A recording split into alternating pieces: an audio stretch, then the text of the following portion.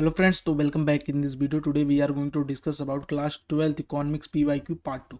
Okay, तो part 1 में हमने मैक्रो बुक कंप्लीट की थी. पार्ट 2 में हम भारतीय आर्थिक विकास कंप्लीट करेंगे. तो ये सेक्शन बी रहने वाला.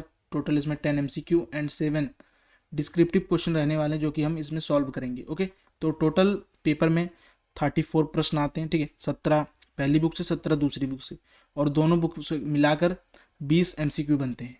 तो आइए स्टार्ट करते हैं अपनी इस वीडियो को. तो पहला MCQ है हमारा सेक्शन बी का 18वां प्रश्न. स्वतंत्रता उपरांत भारतीय अर्थव्यवस्था की योजना बनी थी हमारी जो, ठीक है, उसके उद्देश्य के रूप में आधुनिकीकरण के चयन के पीछे डैश तर्क आधार थे. यानी कि जब हम योजना बनाए थे, यानी कि जब हमारा देश आज़ाद हुआ था, तो हमने पहली योजना क्या थी हमारी, पंचवर्षीय बनाते थे. लेकिन उसके साथ हमने 4 उद्देश्य बनाए थे उस योजना के तहत हमें जो हासिल करने हैं. तो 4 उद्देश्यों में से एक था आधुनिकीकरण. ओके, तो आधुनिकीकरण को हम अपने उद्देश्य में क्यों शामिल किए, इसके पीछे क्या तर्क आधार थे, उसी को देखना है. तो इसके पीछे 2 थे. पहला है सामाजिक दृष्टिकोण में पॉजिटिव चेंज लाना था हमें, और दूसरा प्रौद्योगिक उन्नयन, यानी कि हमें टेक्नोलॉजी को आगे बनाना था. ठीक है, इनोवेशन करना था, टेक्नोलॉजी का विकास करना था, ये सारी चीज़ें करनी थी. तो option first and third correct रहने वाले हैं. तो ऑप्शन सी करेक्ट रहने वाला है. ओके, तो आधुनिकीकरण को जोड़ने का यही मोटिव था. ठीक है, ताकि हमारा जो समाज है उसमें सकारात्मक परिवर्तन आ सके और हम प्रौद्योगिकी यानी कि टेक्नोलॉजी को बेहतर कर सके. ठीक है, तो आधुनिकीकरण को इंग्लिश में मॉडर्नाइजेशन बोलते हैं. तो आपको याद रहना चाहिए कि जो हमने पंचवर्षीय योजना बनाई थी उसके तहत हमें क्या अचीव करना था. तो 4 चीज़ें थी, उसमें से एक आधुनिकीकरण है, और 3 आप कमेंट में करके बताना. ठीक है, 19वां प्रश्न है चित्र का अध्ययन करें. तो ये पाई चार्ट के रूप में कुछ हमें डेटा शो किया गया है. ठीक है, जैसे कि poultry, pigs, ships and goats, buffaloes. ठीक है, ये क्या है, ये ऐसी चीज़ें हैं जिनको हम पालते हैं अपने जीवन निर्वाह करने के लिए. तो एक कौन सी पॉलिसी के अंतर्गत आती हैं, विविधीकरण गतिविधि हैं.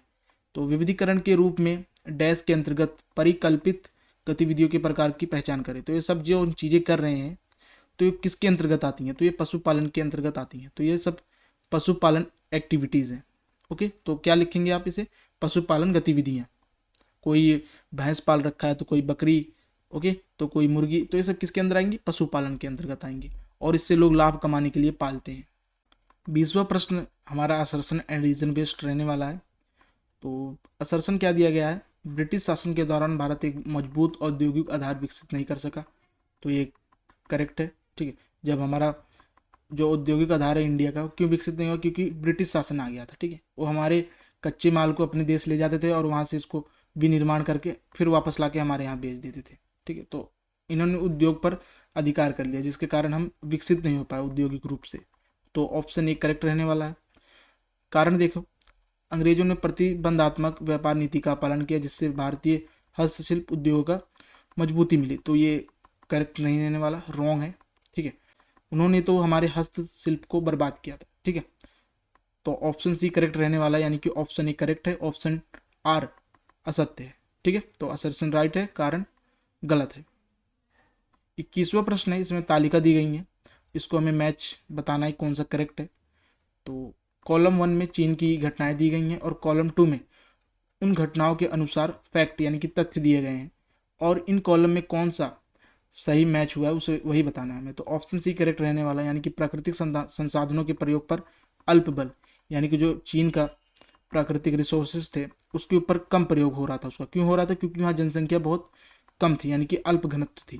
अल्प क्यों थी, क्योंकि चीन ने 1 चाइल्ड पॉलिसी इंट्रोड्यूस की थी, जिसके कारण लोग एक ही चाइल्ड पैदा कर सकते थे और नहीं कर सकते थे, जिसके कारण उनकी जनसंख्या क्या थी, एकदम डाउन हो गई थी, जिसके कारण ये लोग प्राकृतिक संसाधन का कम उपयोग कर रहे थे. ठीक है, जब जनसंख्या नहीं तो उपयोग क्या होगा. तो ऑप्शन सी करेक्ट रहने वाला है. ठीक है, तो यहाँ पर आप मार्क कर लो ऑप्शन सी.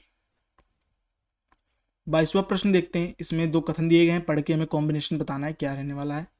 ठीक है, तो कथन 1, चीन ने अतिरिक्त सामाजिक व आर्थिक अवसर की उत्पत्ति के लिए राजनीतिक प्रतिबद्धता को खोए बिना बाजार व्यवस्था के तंत्र को प्रयोग किया था. ओके, तो दूसरा कथन है, भारत, पाकिस्तान व चीन की भौतिक खाद्यान्न संपन्नताएं तो काफ़ी समान हैं, लेकिन उनकी जो राजनीतिक व्यवस्थाएं हैं, पॉलिटिकल सिस्टम, वो बिल्कुल भिन्न है. ये तो करेक्ट है. ठीक है, जो भारत है वहाँ पर देखोगे लोकतंत्र है. ठीक है, सारी चीज़ें एकदम कॉन्स्टिट्यूशन के हिसाब से चलती हैं, लेकिन पाकिस्तान में कभी मिलिट्री शासन आ जाएगा तो कभी जनता की सरकार आ जाएगी। और चीन में सिर्फ वन पार्टी सिस्टम है, यहाँ पर सिर्फ एक ही कम्युनिस्ट पार्टी है, वही खड़ी होती है, वही जीत जाती है। ठीक है, वन पार्टी सिस्टम आप इसको मान सकते हो, क्योंकि वहाँ पे सिर्फ कम्युनिस्ट है, वही खड़ी होती है, वही जीत जाती है। यहाँ पर और पार्टी को कुछ मतलब ही नहीं करने को। ठीक है, तो यहाँ पे देखो कि यहाँ पर देखोगे कि इनकी पॉलिटिकल सिस्टम जो है सबकी अलग है। ओके, तो ऑप्शन जो कथन हमारा 2 है तो वो भी सत्य है, और कथन ए वो भी सत्य है। तो ऑप्शन सी करेक्ट रहने वाला, यानी कि दोनों स्टेटमेंट हमारी करेक्ट रहने वाली हैं। 23वां प्रश्न है, इसमें भी हमें 2 कथन दिए गए, उनको पढ़कर बताना है। आकस्मिक दिहाड़ी श्रमिकों को स्थायी आधार पर काम पर रखा जाता तथा उन्हें सामाजिक सुरक्षा लाभ मिलता है, तो ये गलत रहने वाला है। जो आकस्मिक दिहाड़ी होते हैं वो बहुत कम समय के लिए कहीं कार्य करते हैं, जैसे कि आपका घर बन रहा है, आपने 10-15 वर्कर्स को अपने घर बनाने के लिए लगा लिया है। जब आपका घर बन जाएगा तो आप उनको छोड़ दोगे, तो कोई स्थायी आधार उनको नहीं मिल रहा है। ना तो आप उनको कोई एफडी कराओगे, ना तो आप पीएफ दोगे, ना तो पेंशन दोगे, ना तो कोई और चीज़ें देने वाले, ना सिक्योरिटी दोगे। ठीक है, सब चीज़ें कहाँ मिलती हैं? गवर्नमेंट जॉब में, जहाँ पर आपको आपकी सैलरी एकदम फिक्स रहती है, इस डेट को आ जाएगी, आपका पेंशन पीएफ सबका बंदोबस्त रहता है। लेकिन आकस्मिक दिहाड़ियों के लिए सब नहीं रहता। ठीक है, वो समय के साथ बदलते रहते हैं और उनको काम जो मिलता है वो करते रहते हैं। तो ऑप्शन ए इनकरेक्ट है। नेक्स्ट है, श्रम बल में रोजगार प्राप्त तथा बेरोजगार दोनों व्यक्तियों को सम्मिलित किया जाता है, तो ये करेक्ट है। यानी कि जब हमें वर्क यानी कि लेबर फोर्स निकालना रहता है तो हम दोनों को इंक्लूड करते हैं, अनएम्प्लॉयड प्लस एम्प्लॉयड दोनों को इंक्लूड किया जाता है। तो ऑप्शन भी करेक्ट रहने वाला है, यानी कि पहला कथन तो असत्य है और दूसरा सत्य है। ठीक है, 24वां प्रश्न देखते हैं। किसी राष्ट्र में संकेतक को सामाजिक व राजनीतिक निर्णय लेने में सांख्यिकी जनसांख्यिकी भागीदारी की सीमा के माप के रूप में परिभाषित किया जाता है, तो ऑप्शन डी करेक्ट रहने वाला है, यानी कि स्वतंत्रता संकेतक। ओके, तो ऑप्शन डी करेक्ट रहने वाला है।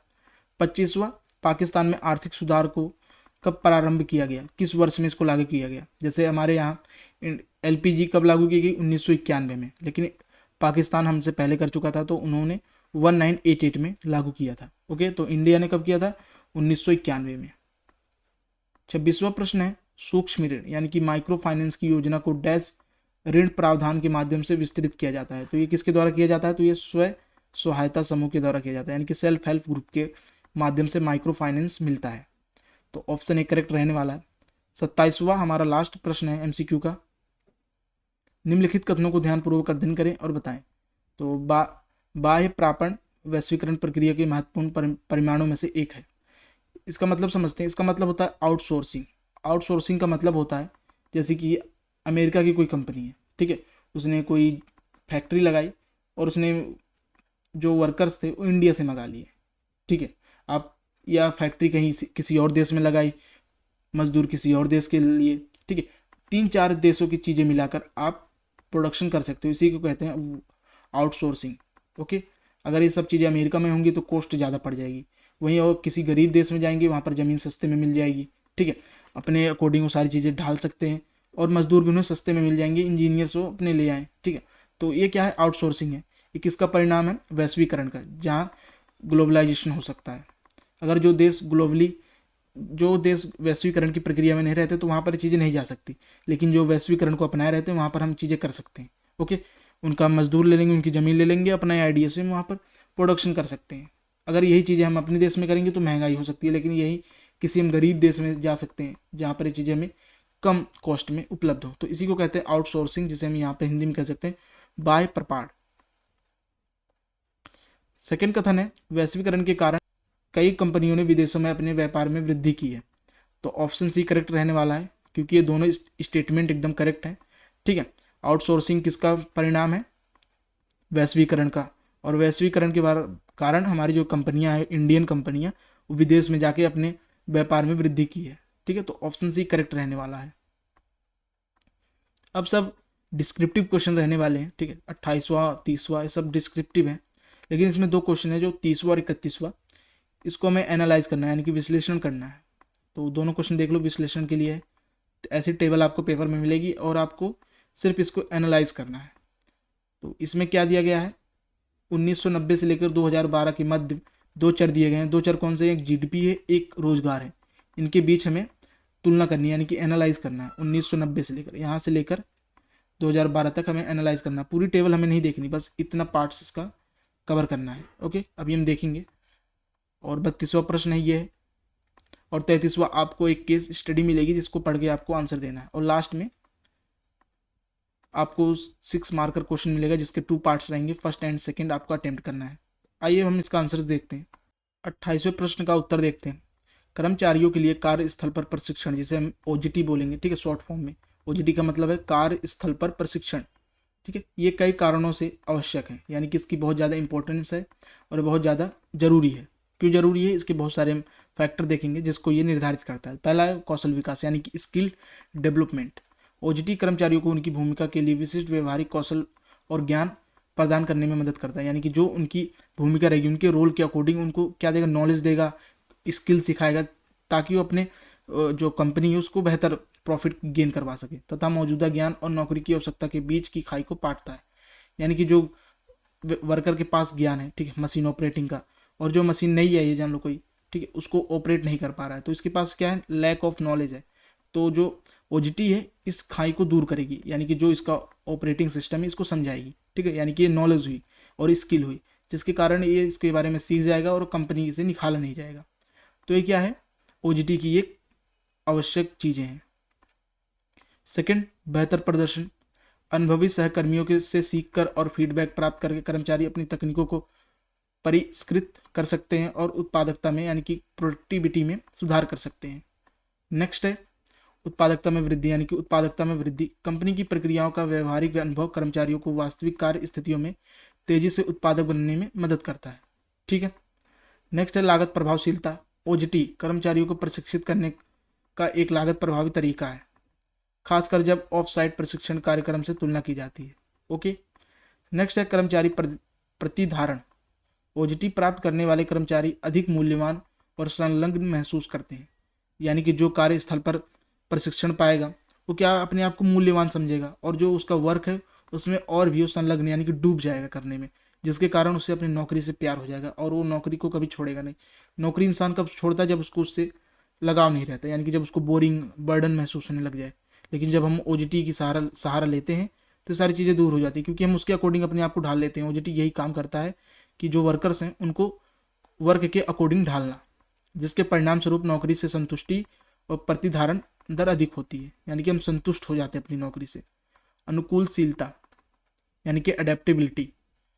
जो ओजीटी है हमें क्या अडेप्टेबिलिटी सिखाती है, यानी कि जो भी कंपनी की स्थिति है, जो भी नई चीज़ें, टेक्नोलॉजी, इनोवेशन आ रहा है, उसके अकॉर्डिंग अपने आप को अडेप्ट करो, उसको ढालो, ठीक है।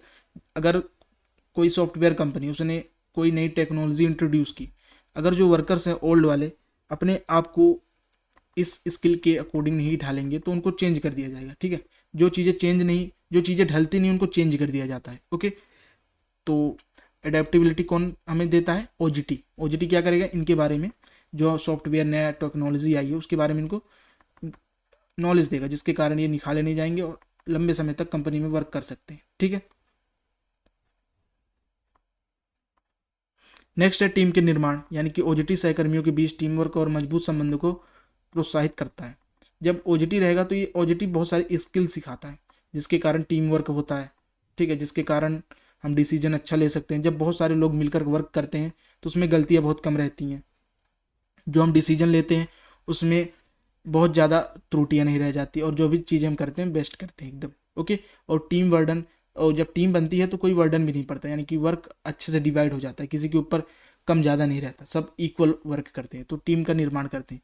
ये सब किसके फ़ायदे हैं, ओजीटी के। ये सब फायदे जब किसी व्यक्ति को किसी कंपनी में कार्य करते वक्त मिलेंगे तो कंपनी भी बेहतर होगी और मजदूर भी, जिसके कारण ये आवश्यक है। ओजीटी इसलिए महत्वपूर्ण मानी गई है। तो अगर पूछा जाए कि ओजीटी क्या है, या इसकी आवश्यकता, या इसके कारण, या विशेषताएं, ये सारी चीज़ें आपको वहाँ लिख देनी है, ठीक है। जब आप विशेषता पूछोगे तो ये चीज़ें प्रदान करती है तो इसकी विशेषता बन जाएंगी, जब कारण पूछेंगे तो ये चीज़ें आपको लिख देनी है। ओके, तो ये था हमारा 28वां प्रश्न। अब 29वें का फर्स्ट प्रश्न देखते हैं, जिसमें क्वेश्चन दिया गया सुएज नहर के ऊपर है, ठीक है। यानी कि जो सुएज नहर खुली तो उसके कारण जो ब्रिटिश थे वो भारत पे कैसे अपना अधिकार जमा पाए, ठीक है। सुएज नहर ने कैसे उनकी सहायता की कि इंडिया को अपने गुलाम बनाओ, यानी कि और तेज़ी से। आपको स्क्रीन पर क्वेश्चन दिख रहा होगा, आप उसे रीड कर लो ताकि क्वेश्चन आपको ईजिली समझ आ जाए। तो 1869 में यानी कि 1859 में सुएज नहर का उद्घाटन हुआ यानी कि बनी। तो 1959 में सुएज नहर के खुलने से यूरोप और भारत के बीच यात्रा में लगने वाला समय काफ़ी कम हो गया। जहाँ पहले महीने लगते थे अब वो घटकर कुछ सप्ताह रह गए। आपको दिखाता हूँ।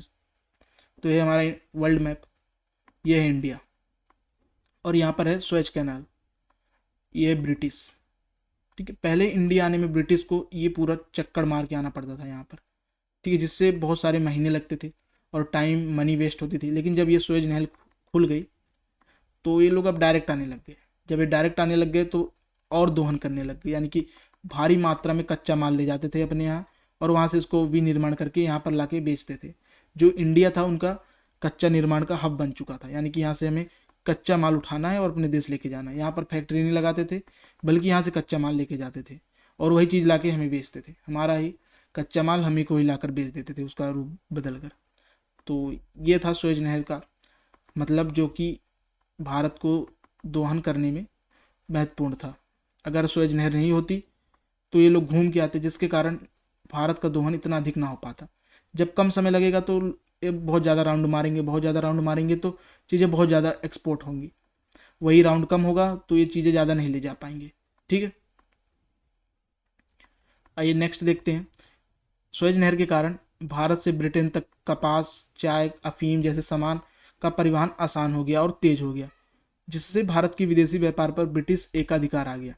जब वो लोग बहुत ज़्यादा मात्रा में चाय, कपास, अफीम ले जाने लग गए परिवहन के साथ, तो उन्होंने इंडिया पर एकाधिकार जमा लिया। ठीक है, पहले एक कंपनी आई थी ईस्ट इंडिया कंपनी, ठीक है, जो कोलकाता में आई थी। फिर उसने पूरे अपने इंडिया को एकीकृत कर लिया, यानी कि उसके ऊपर अपना शिकंजा कस लिया। इससे भारत से कच्चा माल और ब्रिटेन से तैयार माल की आवाजाही सुगम बनाकर ब्रिटिश आर्थिक प्रभुत्व की ओर मजबूत किया। यानी कि जब कच्चा माल इंडिया से ब्रिटिश जाने लगा और ब्रिटिश से तैयार माल इंडिया आने लगा, ये किसके कारण हुआ? सुएज नहर के कारण। और इसकी आवाजाही तेज हो गई और सुगम हो गई, जिसके कारण ब्रिटिश ने हमारे ऊपर अपना शिकंजा और मजबूत कर लिया और प्रभुत्व जमा दिया। ठीक है, तो ये था सुएज नहर का इम्पोर्टेंस, जो ब्रिटिश के लिए ज़्यादा था इसका इम्पोर्टेंस। इसका निष्कर्ष एक बार देख लेते हैं। सुएज नहर का खुलना परिवहन लागत समय को कम करके भारत के विदेशी व्यापार पर ब्रिटिश नियंत्रण को मजबूत करने में महत्वपूर्ण था। यानी कि अगर सुएज नहर नहीं होता तो ये कम समय में ना पहुंच पाते और इन्हें ज़्यादा पैसा वेस्ट करना पड़ता। लेकिन जब सुएज नहर खुल गया तो परिवहन लागत कम हो गई, समय कम हो गया और जो इनका एफर्ट था वो भी कम हो गया। लेकिन ये भारत के लिए बात ठीक नहीं थी। लेकिन अब तो ठीक है, लेकिन जब हम औपनिवेश थे तब ये बात ठीक नहीं थी। ओके, आई होप आपको समझ आ गया होगा। 30वां प्रश्न आपको टेबल स्क्रीन पर दिख रही होगी, इसको एक बार रीड कर लो, फिर हम इसका आंसर देखते हैं। हमें 2017 और 18 में चीन और भारत पाकिस्तान की जनसांख्यिकी तालिका में विस्तृत रूप से दी गई है, यानी कि स्टैटिस्टिक्स दी गई है किसकी? चीन, भारत, पाकिस्तान। कब की? 2017 से 2018 तक। और हमें फिर सिर्फ दो देशों का विश्लेषण करना है, भारत और चीन। और देखते हैं हम। फर्स्ट, पाकिस्तान का जनसंख्या घनत्व चीन से ज़्यादा है, यानी कि जो पाकिस्तान में लोग हैं यानी कि पॉपुलेशन डेंसिटी वो चीन से ज़्यादा है। यहाँ पर 275 लोग हैं। क्यों है? क्योंकि यहाँ पर तेज जनसंख्या है, सीमित भूमि है, शहरीकरण है, इसके कारण जनसंख्या घनत्व पाकिस्तान का 275 है। दूसरी ओर चीन में सिर्फ 148 वर्ग किलोमीटर में लोग पाए जाते हैं, यानी कि सिर्फ 148 पॉपुलेशन डेंसिटी है। जबकि इसके बड़े भूभाग और जनसंख्या नियंत्रण और शहरी नियोजन और जैसे सरकारी कार्यक्रमों के कारण इसकी जनसंख्या बहुत ज़्यादा है। तो जो चीन है उसका भूभाग देखिए बहुत बड़ा है और पाकिस्तान का इतना छोटा, लेकिन यहाँ पर सिर्फ 148 लोग रहते और यहाँ पर 275 लोग रहते। और चीन में इतना जनसंख्या घनत्व कम क्यों है? क्योंकि यहाँ पर वन चाइल्ड पॉलिसी थी 1970 में जो लागू की गई थी, जिसके कारण सिर्फ एक बच्चा पैदा करने का अधिकार था, उससे ज़्यादा नहीं था। और लोग इसको बाद में चीन ने बंद भी कर दिया, क्योंकि लोगों ने सिर्फ बॉय पैदा करना यानी कि लड़के को रखना ज़्यादा सुटेबल समझा और लड़कियों को कम कर दिया, जिसके कारण क्या हुआ? लिंग अनुपात गिरने लग गया। ठीक है, सिर्फ बॉयज़ ही रह गए, जिसके कारण इनकी नस्ल खराब हो सकती थी। इसके कारण इन्होंने ये पॉलिसी बंद कर दी। ओके, तो हमने इनका जनसंख्या घनत्व देख लिया। अब इनका प्रजनन दर देखते हैं। तो पाकिस्तान का प्रजनन दर 3.6 है, जबकि चीन में 1.7 है। आर्थिक प्रगति, शहरीकरण और एक बच्चा नीति के कारण चीन का प्रजनन दर कम है। यानी कि जो बर्थ रेट है वो किसका ज़्यादा है, पाकिस्तान का। यहाँ पे लोग ज़्यादा पैदा होते हैं, लेकिन चीन में कम होते हैं। चीन में कम क्यों होते हैं, क्योंकि यहाँ पर वर्ल्ड चाइल्ड पॉलिसी है, शहरीकरण है, और लोगों के पास नॉलेज ज़्यादा है, शिक्षा ज़्यादा है, जिसके कारण ये लोग समझ के चलते हैं कि परिवार नियोजन कैसे करना है, अपने समाज में कैसे बनाए रखना है, और ये पूरी फैमिली प्लानिंग के साथ चलते हैं। लेकिन पाकिस्तान में सब नहीं होता है, वहाँ पर सिर्फ आपको बच्चा करने हैं, उनकी एजुकेशन और आपको नियोजन करना है, सब चीज़ों पर हम फोकस नहीं करते। लेकिन चीन वाले इस पर फोकस करते हैं, इसलिए उन्होंने वन चाइल्ड पॉलिसी कर दी ताकि इनकी जनसंख्या ज़्यादा ना बढ़े, लेकिन तब भी ये फर्स्ट पर है। ओके, तो पाकिस्तान का प्रजनन दर यानी कि बर्थ रेट ज़्यादा है और चीन का कम है।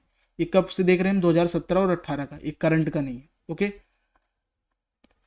31वां प्रश्न का आंसर देखते हैं। आपको स्क्रीन पर टेबल दिख रही होगी, वो टेबल पढ़ के हमें एनालाइज करना है। तो 1990 से लेकर 2012 के बीच भारत में रोजगार और जीडीपी में उतार चढ़ाव बहुत आए हैं, जैसा कि आपको चार्ट में दिखाया जा रहा है, वही हमें देखना है यहाँ पर। तो 1990 से लेकर हमने 2012 तक एक अलग टेबल दर्शा दी है। ठीक है, तो जीडीपी सबसे ज़्यादा किस टाइम में अधिक थी, तो वो थी 1990 में, यानी कि 8.8 थी। फिर उसके बाद 8.7 कब थी, 2012। तो इन दो टाइम पीरियड में हमारी जो जीडीपी थी वो एकदम चरम सीमा यानी कि पीक पर थी। और रोजगार वृद्धि सबसे ज़्यादा कब थी, ये थी 1999 से लेकर 2005 तक, 2.28 थी। ओके, तो ये टेबल आप बना देना जैसे आए, और यहाँ पर प्रवृत्ति दी गई यानी कि टाइम पीरियड वाइज इनका एक्सप्लेनेशन दिया गया है, आपको ऐसे ही करना है। डायरेक्ट हम इसका निष्कर्ष देखते हैं, वहाँ से आपको ज़्यादा अच्छे समझ आएगा और इसको आप पढ़ लेना। तो कुल मिलाकर 1990 और 1912 के बीच जीडीपी वृद्धि में काफ़ी उतार चढ़ाव दिखा। 1990 के दशक में शुरुआत में और 2010 और 12 के आसपास चरम पर था। जो मैंने आपको बताया था 1990 में 8.8 था, और 1910 और 2010 और 2012 8.7 था, यानी कि इन दो टाइम पीरियड में हमारी जो जीडीपी थी वो एकदम चरम पर थी। रोजगार वृद्धि अपेक्षाकृत कम रही थी, इसमें भी उतार चढ़ाव रहा है। इस अवधि के अंत में उल्लेखनीय गिरावट आई है। बेरोजगारी वृद्धि की अवधि को इंगित करता है, जहां जीडीपी रोजगार की तुलना में अधिक तेजी से बढ़ती है। ठीक है, तो यहाँ पर मैं आपको शो करता हूँ। यहाँ पर देखिए बहुत ज़्यादा गिरावट आई, इतनी गिरावट पहले नहीं थी। ठीक है, एंडिंग में बहुत ज़्यादा इसकी गिरावट है, यानी कि 0.28% हो गई हमारी रोजगार वृद्धि। तो ये कब ज़्यादा थी, 2005 तक बहुत ज़्यादा थी, लेकिन ये आते आते 2012 तक ये 0.28 रह गई है। ठीक है, तो आप टाइम पीरियड का स्पेशली ध्यान रखना। हमारा 31वां क्वेश्चन कंप्लीट होता है। अब हम 32वें का आंसर देखेंगे। तो आपको इसका क्वेश्चन आपको स्क्रीन पर दिख रहा होगा। तो फर्स्ट, भारत के ग्रामीण क्षेत्र में पूर्ण क्षमता का दोहन करने के लिए बुनियादी ढांचों का विकास कई कारणों से महत्वपूर्ण है। यानी कि जो हमारा ग्रामीण क्षेत्र है, ठीक है, रूरल एरियाज, वहाँ पर उनकी क्षमता यानी कि उनकी इफिशियंसी को, उनकी पोटेंशियल को एकदम पीक पे ले जाने के लिए क्या चीज़ें ज़रूरी है, वहाँ पर बुनियादी ढांचे होने चाहिए। जब तक गांव में इंफ्रास्ट्रक्चर, बुनियादी चीज़ें नहीं मिलेंगी, तब तक वो विकास नहीं कर सकते। वो चीज़ें कौन सी हैं, तो पहला है बेहतर कनेक्टिविटी। याद रखना, ग्रामीण क्षेत्रों में ज़्यादातर कृषि होती है, तो उसी के पॉइंट ऑफ व्यू से सारी चीज़ें पढ़ेंगे। तो फर्स्ट है बेहतर कनेक्टिविटी, बेहतर सड़कें, परिवहन किसानों को अपनी उपज को कुशलतापूर्वक बाजार तक पहुंचाने में सक्षम बनाते हैं, जिससे उपज का खराब होना कम होता है और आय बढ़ती है। जब बेहतर कनेक्टिविटी यानी कि सड़कें रहेंगी, परिवहन रहेगा, टेक्नोलॉजी रहेंगी, जिसके कारण वो बाजार तक आसानी से पहुंच जाएंगे और अपने माल को बेच देंगे खराब होने से पहले, और उनकी इनकम भी बढ़ेगी और जीडीपी तो ओवरऑल इंक्रीज होगा ही। अगर वहीं सड़कें नहीं रहेंगी और परिवहन नहीं रहेंगे, तो उनका जो उपज है यानी कि जो उनका अनाज है वो कम समय में पहुँचेगा, ज़्यादा समय में पहुँचेगा, जिसके कारण वो ख़राब हो जाएंगे और इनकम डाउन हो जाएगी। जैसे गन्ना है, अगर सड़क और परिवहन नहीं रहेगा तो बहुत ज़्यादा समय में पहुँचेगा, जिसके कारण उसका रस सूख जाएगा तो उसको बहुत कम मात्रा में खरीदा जाएगा और कई लोग तो खरीदेंगे भी नहीं, जिसके कारण इनकी आय गिर जाएगी। वही अगर समय के साथ पहुंच जाएगा, जिसमें रस एकदम भरा रहेगा, तो आय बढ़ेगी। ठीक है, तो ये है टाइम की वैल्यू। नेक्स्ट है सूचना तक पहुंच। इंटरनेट पहुंच सहित विश्वसनीय संचार अवसंरचना किसानों को नवीनतम कृषि पद्धतियों, बाजार मूल्य और सरकारी योजना के बारे में जानकारी रखने में सक्षम बनाती है। अगर सूचना तक किसानों की पहुंच ही नहीं होगी तो कैसे अपना विकास कर पाएंगे। तो जैसे कि मार्केट प्राइस क्या है, सरकार ने क्या नई पॉलिसी या क्या चीज़ें घटाई बढ़ाई है, इनको पता रहना चाहिए। जब तक इनको पता नहीं रहेगा तो ये क्या करेंगे। जैसे कि सरकार ने कोई नई प्राइस लाइन सेट कर दी है कि इसके ऊपर सारी चीज़ें बिकेंगी, लेकिन आप उसके नीचे ही बेच रहे हो, आपको नॉलेज ही नहीं है, क्योंकि तो आपका घाटा होगा, आपको बाद में पता चलेगा जब आपके हाथ से सारी चीज़ें जा चुकी होंगी। तो आपको सूचना पहुँचे, ये बहुत बड़ी चीज़ होती है।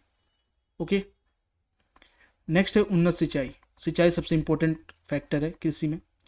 सिंचाई सुविधा के विकास से कृषि के लिए स्थिर जल आपूर्ति सुनिश्चित होती है, मानसून पर निर्भरता कम होती है और उत्पादकता बढ़ती है।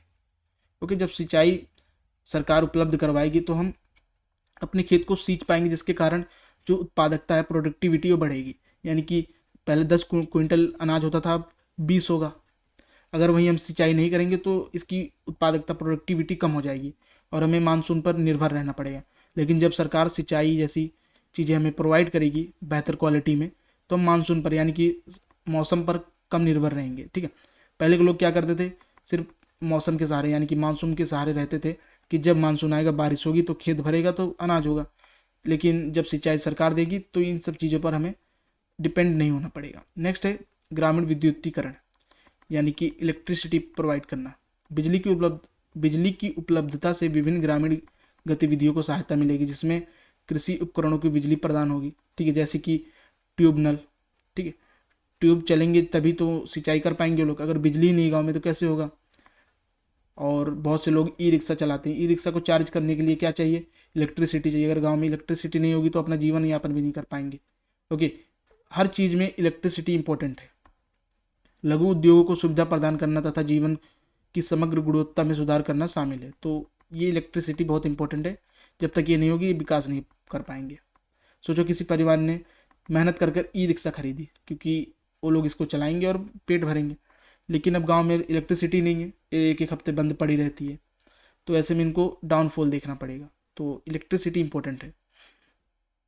रोजगार सृजन, ग्रामीण क्षेत्रों में बुनियादी ढांचा विकास परियोजना रोजगार के अवसर पैदा करती है, स्थानीय अर्थव्यवस्था को बढ़ावा देती है और शहरी क्षेत्रों की ओर प्लान कम करती है। यानी कि जब ग्रामीण क्षेत्रों में सरकार क्या करेगी, डैम बनाएगी, पोर्ट्स बनाएगी, एयरपोर्ट्स बनाएगी। पोर्ट्स तो नहीं बनेंगे लेकिन एयरपोर्ट्स बनेंगे, स्कूल बनेंगे, हॉस्पिटल बनेंगे और भी बहुत सारी संरचना यानी कि इंफ्रास्ट्रक्चर बिल्ड होगा।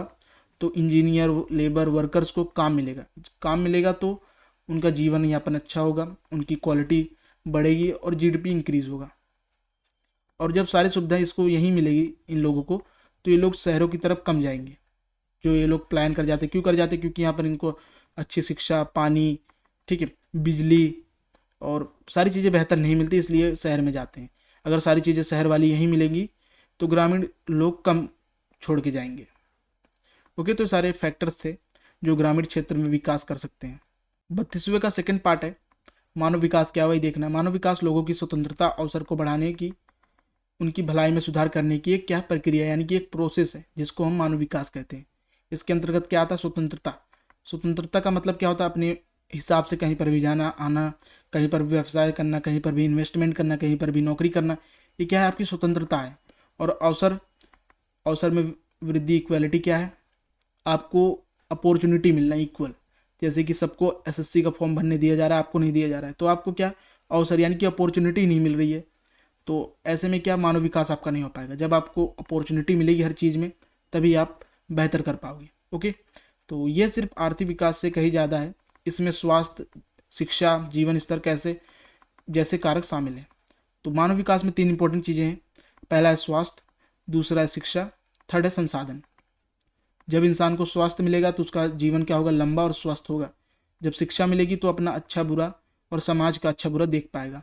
और जब उसको संसाधन मिलेगा तो उसका जीवन स्तर अच्छा होगा और आनंद में बीतेगा। और साथ ही साथ उसको क्या जरूरी है, राजनीतिक स्वतंत्रता और अन्य गारंटीकृत मानवाधिकार और आत्मसम्मान जैसे विभिन्न तत्व शामिल हैं विकास में।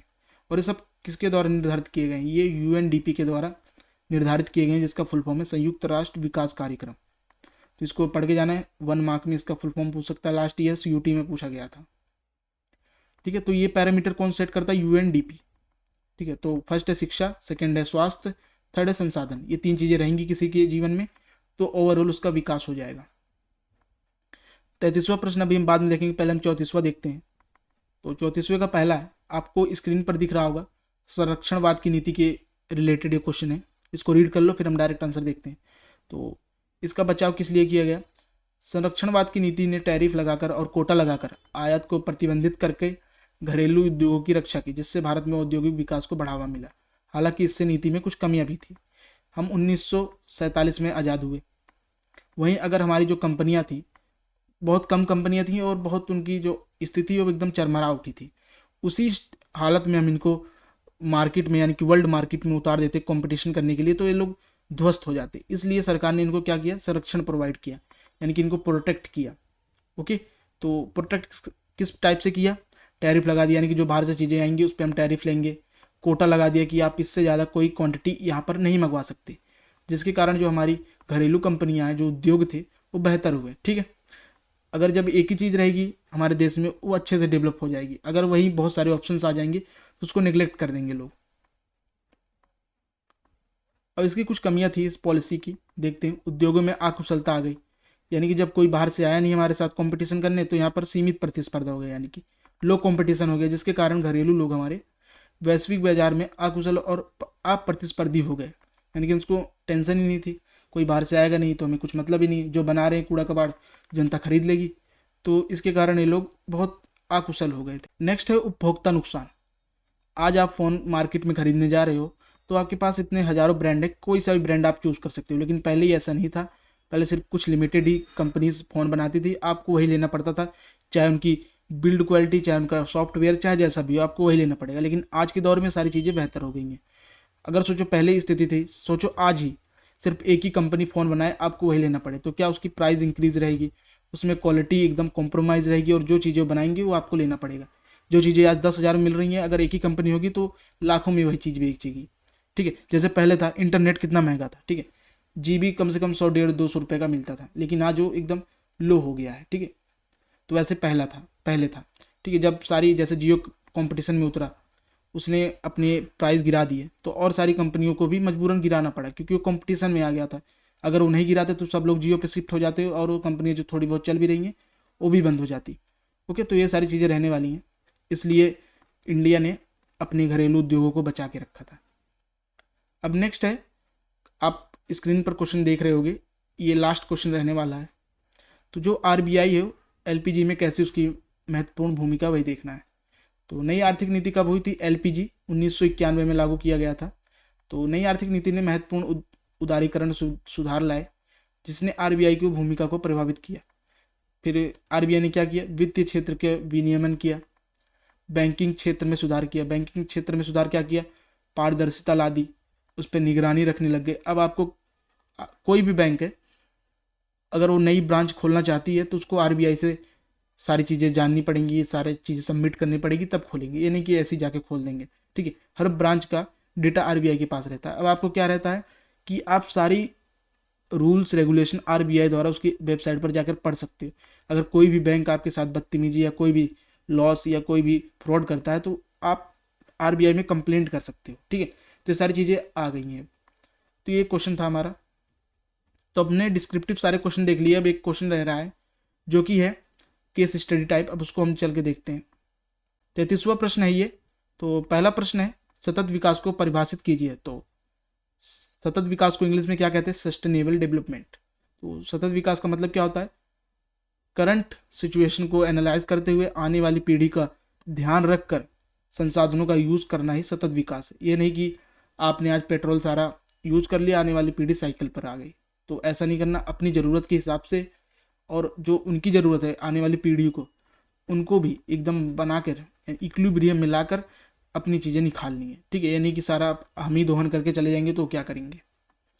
नेक्स्ट है, ऐसी सार्वजनिक परियोजना क्षेत्रों का उदाहरण दे जहाँ संप्रभु हरित बॉन्ड केंद्रित है। तो आप ये पैराग्राफ पढ़ लो, हम डायरेक्ट आंसर देखते हैं।